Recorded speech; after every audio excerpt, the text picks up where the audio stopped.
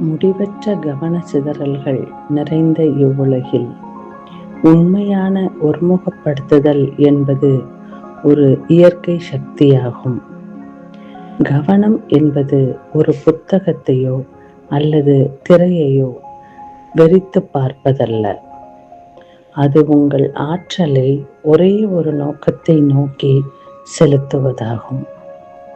உங்கள் படிப்பிலோ, வேலையிலோ அல்லது உங்களுடைய பேரார்வங்களிலோ உங்கள் முழுமையான கவனத்தை செலுத்தும் போது உங்களுடைய மிக உயர்ந்த ஆற்றலை நீங்கள் வெளிக்கொண்டு வருவீர்கள்.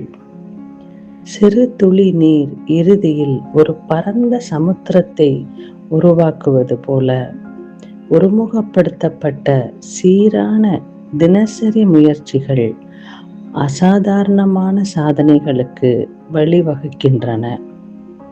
பல பணிகளை ஒரே நேரத்தில் செய்வதை விடுத்து ஒரே நேரத்தில் ஒரே பணியினை செய்யும் பழக்கத்தை கடைபிடிக்கும் போது ஒருமுகப்படுத்துதல் அதிகமாகிறது.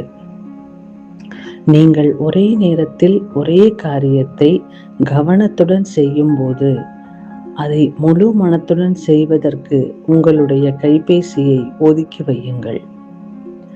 கைபேசியை ஒதுக்கும் தருணம் உங்களுடைய கவனச்சிதறல்கள் சிதறடிக்கப்படுகின்றன.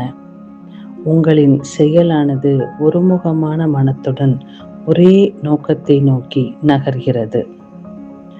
அந்த தருணம் முழுமையாக இருக்கிறது.